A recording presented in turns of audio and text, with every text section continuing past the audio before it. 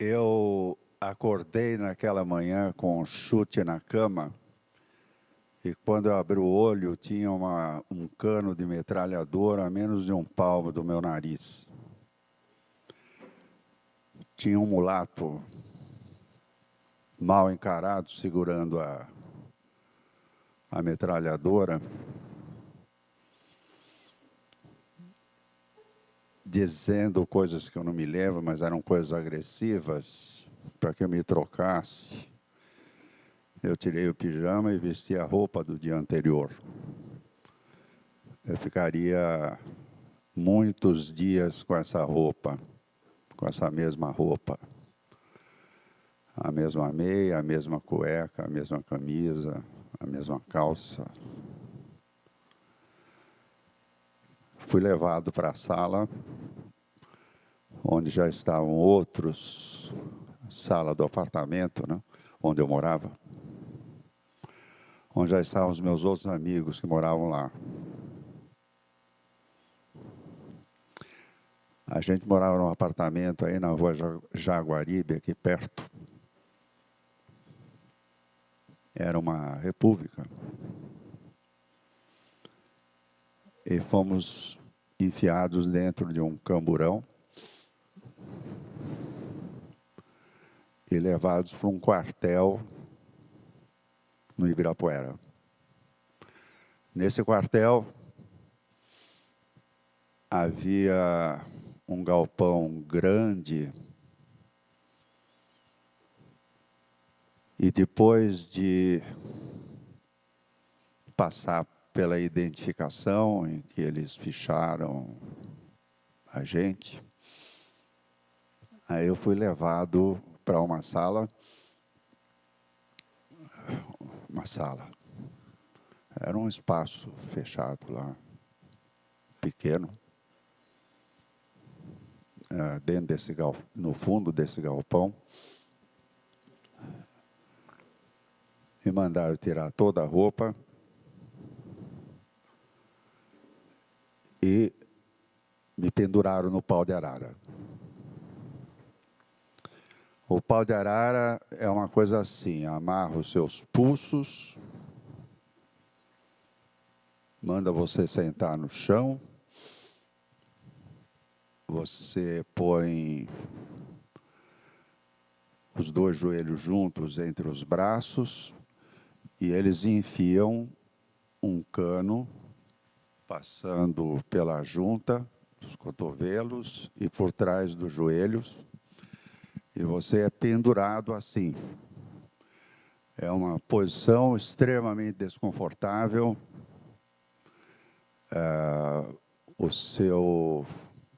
A sua cabeça tende a cair para trás. Eles não deixavam que ficasse com a cabeça tensa, eles chutavam a cabeça para que a gente erguesse. E com isso, todos os seus músculos ficam contraídos, muito dolorido, porque pressiona os tendões do braço e, sobretudo, os tendões atrás do joelho. Depois disso, isso tudo antes de fazer qualquer pergunta. Eles amarraram fios elétricos, um no dedinho mínimo, outro na orelha e outro no meu pênis. E os choques não eram fracos, tanto é que eu fiquei com uma marca ainda durante algumas semanas de queimadura no dedo mínimo e no pênis. Eram choques fortes. Na orelha eu não sei se ficou marca porque não havia espelho para eu me ver. E daí eles perguntavam o que eles queriam saber. Eu, assim, no fundo de mim, me agradecia de não saber o que eles queriam saber. porque eu falaria, eu não estava preparado para aquilo. Assim, as pessoas que tinham a militância mais pesada se preparavam para enfrentar situações como essa. Eu pude ver, no tempo que eu fiquei preso, pessoas que resistiram a semanas, meses de tortura. Tortura pesada. Eu me lembro, assim, vários que ficaram presos comigo, mais tarde no DOPS, não andavam, não conseguiam andar, ou andavam se arrastando, porque ficar muito tempo no pau de arara acabava afetando os tendões. Então, assim, eles iam demorar ainda muito tempo para conseguir andar direito. Um deles, eu me lembro, ele tinha um buraco na sola do pé.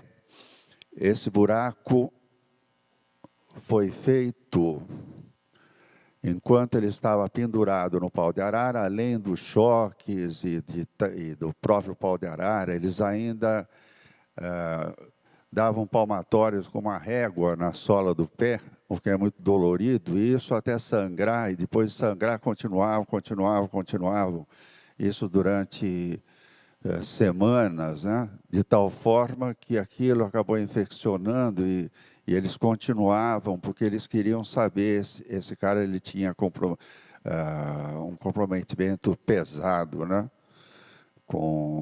Ele tinha participado de assaltos, assim, que havia na época, assaltos para conseguir dinheiro para financiar as atividades dessas organizações de compromisso mais pesado.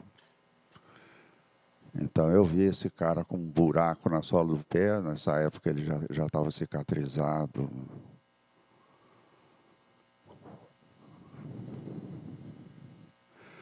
O que eles queriam saber de mim era sobre uma amiga minha, porque um dos amigos que foi preso comigo, ele tinha embaixo da cama dele, no quarto, uma mala onde ele guardava todos os panfletos e papéis que eram distribuídos na faculdade.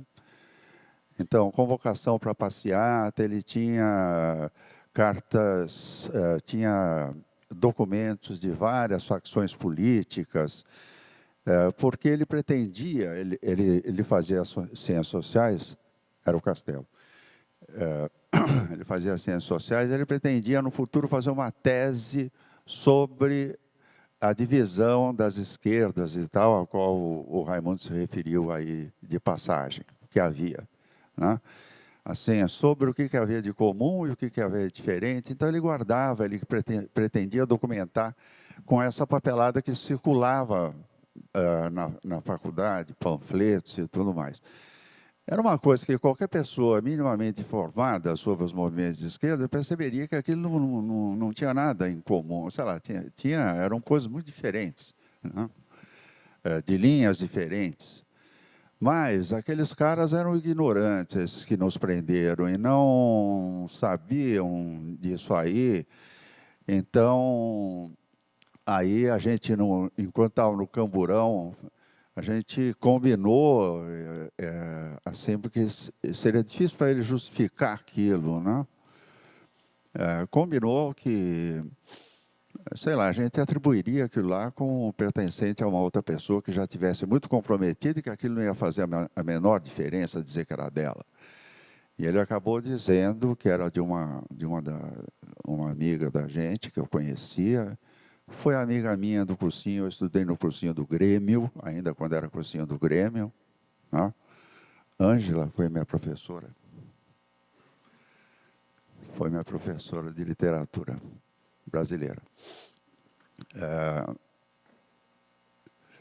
Essa amiga eu conhecia, a gente se dava muito bem, era uma pessoa muito querida, ela era uma mulata alta, éramos muito amigos, a gente se afinava muito, porque gostávamos dos mesmos autores, gostávamos de literatura, gostávamos dos mesmos cantores, enfim.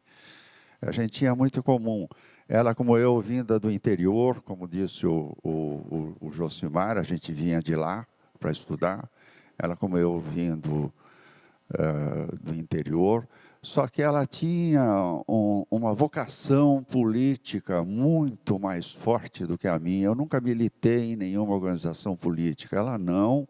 Quando entramos na faculdade, ela era muito atuante e logo passou a militar numa organização política e ela acabou sendo morta na guerrilha do Araguaia. O nome dela era Helenira Rezende de Souza Nazaré, uma grande amiga que foi morta numa emboscada, segundo eu soube, anos depois, né? Nessa época. Eu acho que se a Helenira fosse viva, ela seria a pessoa importante hoje aí nos governos. Com certeza, ela tinha um potencial para isso, né? Assim como ela, tantos outros aí que faleceram, né? Muitas pessoas dessa época estão aí, né? Estão aí no governo hoje, né? Algumas fazendo besteira, mas enfim, muitos deles são bastante atuantes. Eu acredito que a Helenira estaria com certeza nesse time. Nós tínhamos 3 equipes de interrogadores. Havia uma que só perguntava, tratava a gente interrogava com certa dignidade e tal, não agredia nada. Havia uma outra equipe que era mais violenta, que foi essa que me pôs no pau de arara. Não só uma vez, aliás, eu tive alguma sorte e não tive muita tortura. A primeira sorte que eu tive foi de estar no bolso com um exame que um médico tinha pedido para mim. Eu ia a um médico assim com certa regularidade, eu fazia consultas e tal. Porque eu era muito magro na época, muito magro. Então, ele tinha mandado fazer um exame para ver se eu não sofria de hipertiroidismo, né? Que é uma disfunção da tireoide que faz com que você queime mais energia, enfim, e aí você fica muito magro. E o exame tinha dado negativo e tal. Eu estava com esse exame no bolso e tinha acabado de ir ao médico para mostrar para ele. Ele falou, não tem hipertiroidismo mesmo, se tiver muito leve, até tinha me passado um remédio e tal. E aí, na tortura, eu estava com isso no bolso, porque eu vestia a roupa que eu estava vestindo no dia anterior, né? E aí eles acharam, o que é isso aqui? Aí o cara que estava junto comigo, sendo torturado, Castelo, falou, isso aí é um exame que prova que ele sofre do coração. Aí eu falei, eu sofro do coração e tal. E com isso eles ficaram com medo, acho, de me matar e tal, mesmo porque não parecia que eu tivesse grandes compromissos. Eles passaram a ser mais maneiros na tortura, eles me torturavam menos. Eu ficava apenas 15, 20 minutos, meia hora no máximo, né? Nas sessões de tortura. Outros ficavam muito mais horas naquilo. Isso aí foi a minha primeira sorte. A minha segunda sorte foi meu pai. Meu pai saiu de Americana, que era a minha cidade, e veio me procurar, porque a gente desaparecia, não se sabia onde é que estava, não se tinha notícia. e veio me procurar. Isso depois de eu já estar há vários dias preso, né? Mais de uma semana. E ele foi ao DOPS. No DOPS, depois ele me contou tudo isso, né? Mandava ele para uma sala, e lá na sala enrolavam e tal, mandava para outra sala, enrolavam, mandavam ele ficar esperando, e ele já estava 2 horas nessa peregrinação de sala, sem ninguém dar notícia alguma sobre mim. E ele dizia que só queria era me entregar umas peças de roupa e um livro.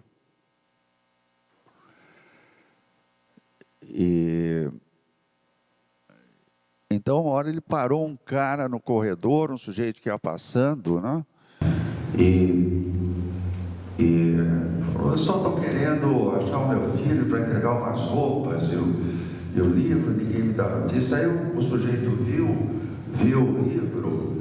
O livro era o livro dos espíritos. Meu pai era espírita. E o sujeito viu aquele livro e falou: o senhor é espírita? Aí meu pai era um líder espírita e tal, na cidade americana. Eu nunca fui religioso, mas ele era. E ele queria me entregar umas peças de roupa, umas cuecas, uma camisa, uma blusa.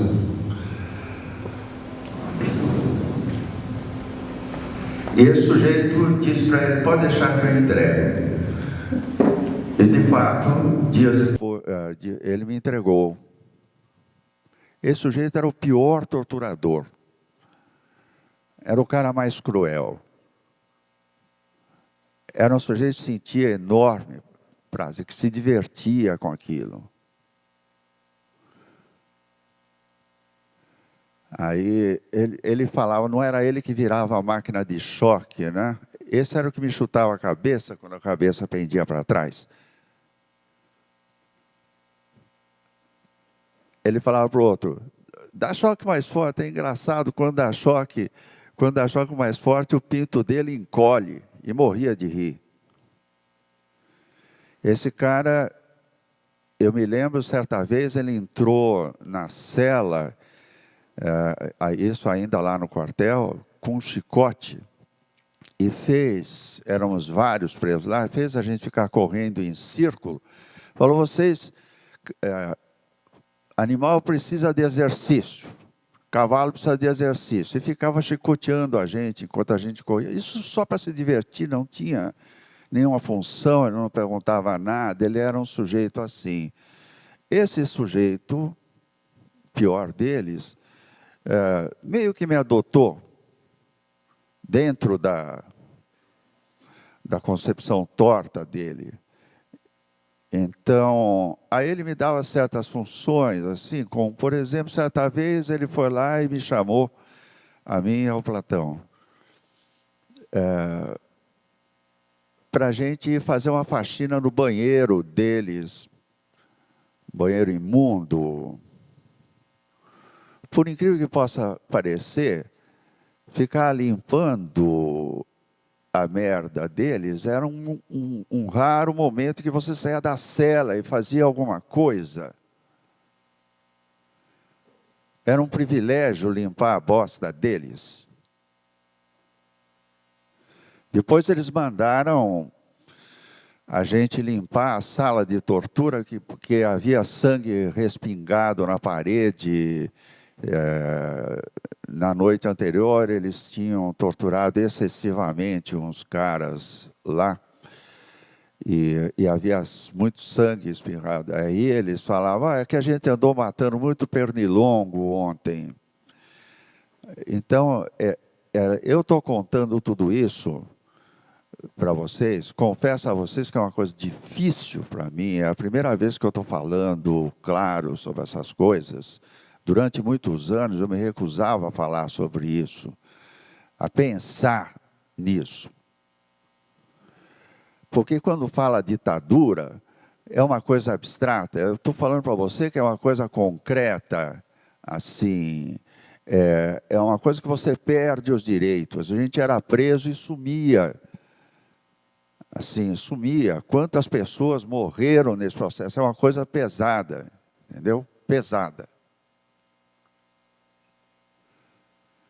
Assim, sei lá, faz 50 anos que isso acabou, e eu espero que tenha acabado, mas aqui não acabou. Isso continua vivo. E isso precisa continuar vivo na cabeça das pessoas para saber o que é o oposto de você ter liberdade. Liberdade de pensar, de falar o que você pensa. Liberdade de discutir. O Josimar não contou, mas existia na época, por exemplo, uma portaria do MEC para as secretarias de educação, uma orientação de que se desestimulasse trabalho em grupo nas escolas. Não foi só que fecharam as escolas que trabalhavam de uma forma mais democrática, mas eles desestimulavam o trabalho em grupo, porque se desestimulava a discussão, a conversa, o diálogo, dá para entender? Era uma coisa assim da busca do controle da mente das pessoas mesmo. Assim, nada que cheirasse liberdade, é muito ruim. Hoje, para vocês, aí que fazem os seus trabalhos de grupo, parece uma coisa corriqueira, uma obrigação, o professor manda, você faz e tal, e discute, mas você não sabe que conquista é essa. Assim, nós sempre mantivemos isso na escola. Isso de discutir, de preservar as mentes livres. Não sabe, vocês não fazem ideia do que seja, está na pele da gente, e entrar para dar aula numa classe e saber, com certeza, que ali deveria existir gente da polícia vigiando tudo que você dissesse. E você querendo dizer o que você pensava e tendo que dizer isso por metáforas, ou por ações que eles não pudessem detectar. Não faz ideia do que é entrar na sala dos professores e estar aquele clima pesado assim, com todo mundo ou olhando a ponta do nariz ou a ponta do sapato, ninguém conversando. A sala dos professores normalmente é um lugar de descontração, onde os professores ficam à vontade depois de ter aguentado várias aulas de os alunos chatos, né, que vocês são. Por fim, eles poderem se descontrair, conversar, contar piada, falar das coisas triviais. E você entrar na sala dos professores e ver aquele silêncio de velório, né? Porque na noite anterior 2 colegas tinham sido presos. E qualquer um de nós poderia ser, por que não? Em seguida. Esse clima era o clima a que se referiu o Raimundo. Era uma coisa muito pesada, muito dura de se viver. Não foi fácil levar essa escola, tá? Assim, só uma pessoa com a capacidade de articulação do Josimar, acho que poderia segurar isso aqui. Como ele segurou durante muitos anos. Imagine ser chamado para justificar por que se usa a História da Riqueza do Homem. Era um livro vendido em livraria, não era um livro proibido. Você podia chegar lá e comprar em qualquer livraria. Na rua Tutóia.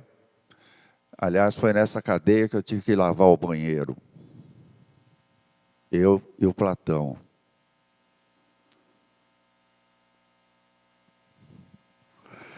Também ele me deu, esse cara que era terrível, que era um sujeito asqueroso, que por sorte meu pai foi falar justo com ele, né? Ele me deu uma outra função também, que era de distribuir a comida. Nos primeiros dias a gente tinha 2 refeições por dia, mas teve um dia um japonês, eu falo um japonês porque eu não sei o nome dele, eu não lembro. Aliás, nunca soube. Esse cara surtou.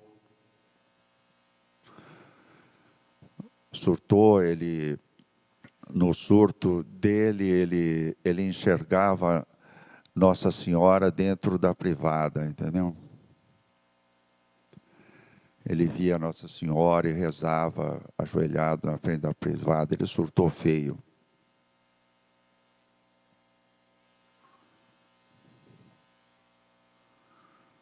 Uma imagem chocante. Então ele falava, delirava o tempo todo.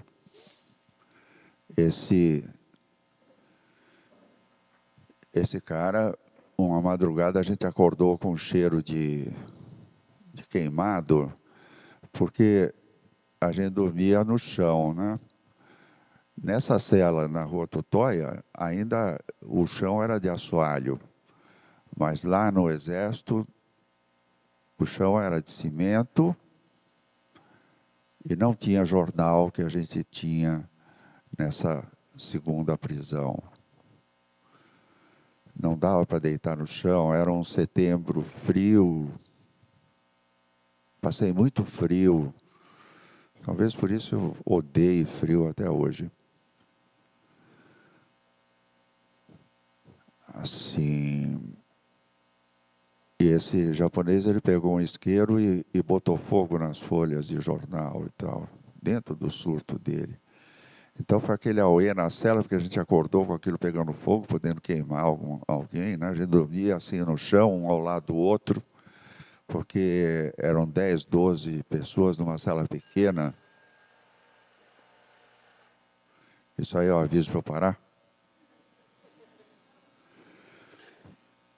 Numa cela pequena,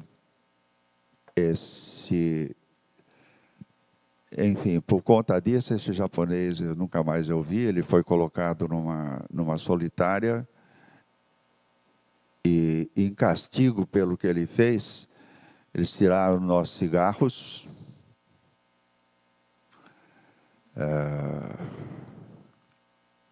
nossos isqueiros e suspenderam uma refeição por dia. Só tinha...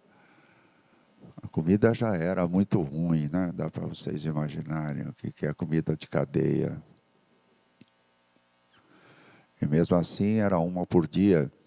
Então, foi útil, por exemplo, o saco plástico em que vieram as minhas roupas, né? Porque, como eu distribuía a comida, eu separava um pouco para a gente comer de madrugada, escondido a comida e não passar fome, né?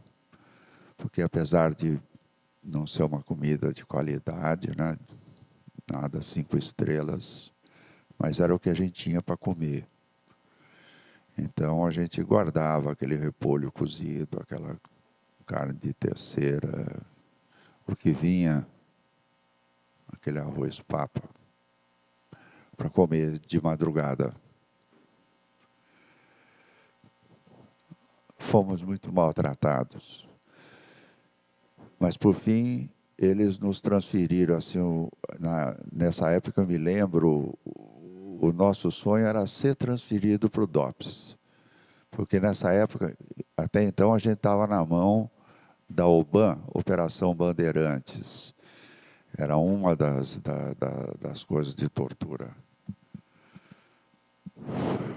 Porque ser transferido para o DOPS significaria que a gente ia ter alguma definição. Ou seria processado, diminuía a tortura. Como de fato diminuiu. Não parou no DOPS, mas diminuiu bastante. Tá? Assim, eu me lembro, e no DOPS tinha colchão para a gente dormir no chão. Tinha umas roupas também que as pessoas cediam. Isso já fazia o quê? Uns 16, 17 dias que eu estava preso, né? E uma semana depois que eu estava lá no DOPS, eu pude tomar o meu primeiro banho. Até então, não se tomava banho. Esse banho não foi um banho num chuveiro, nada disso. Havia num pátio interno do DOPS uma torneira a uma altura de 1 metro, mais ou menos, do chão. E a gente se lavava nessa torneira aí. eles permitiam, eles davam 5 minutos para a gente se lavar, tomar o banho.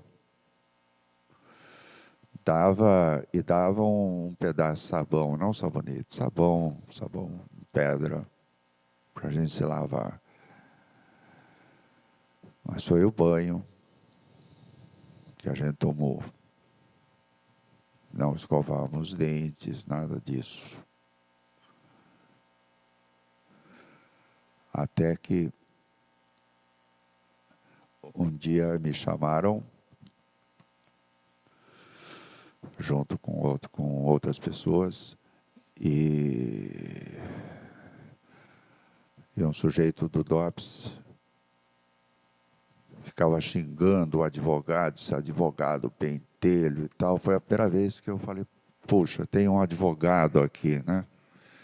Esse pentelho que tirou a gente de lá, o doutor Zé Carlos Dias, né? Hoje um jurista aí de renome, foi ele, né?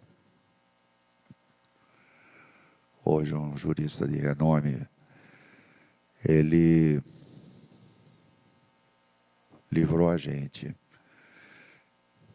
E me mandaram embora, eu saí para a rua.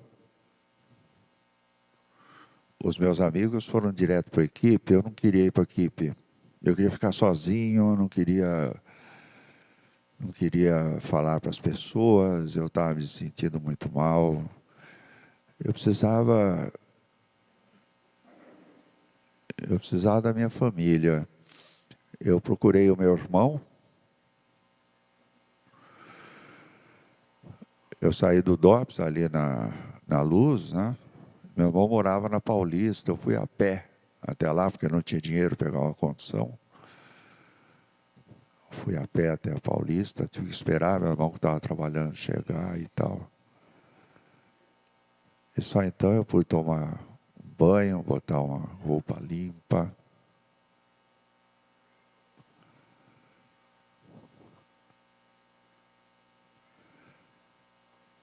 Durante muitos anos eu não falei nada disso. Me custou o que eu estou falando hoje. Me custou muita reflexão, me custou anos de terapia para eu ter coragem de encarar tudo isso que eu passei.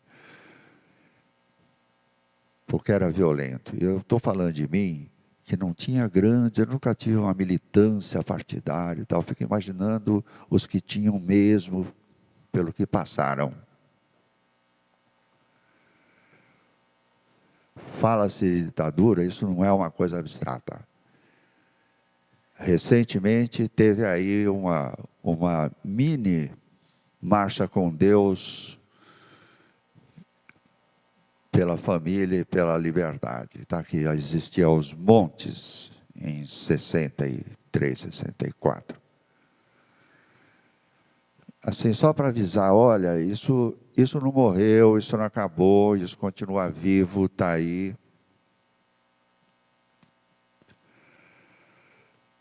E para que vocês possam preservar. E para que vocês possam também curtir essa escola em que vocês estudam. Não foi fácil trazer essa escola até aqui. Assim, sempre coerente com esses valores, né, de liberdade, isso é que se referiu muito bem o Raimundo. Nós éramos uma ilha de liberdade nessa cidade, uma das poucas, existiam outras, existia o Teatro e Arena, existiam, sei lá, outras, o Tuca, existiam outros lugares onde se podia respirar um pouco de liberdade, mas eram poucos. Esses, não só aqui em São Paulo, mas no Brasil todo, foram os que conseguiram, de um modo ou de outro, levar novamente para uma abertura democrática e tal.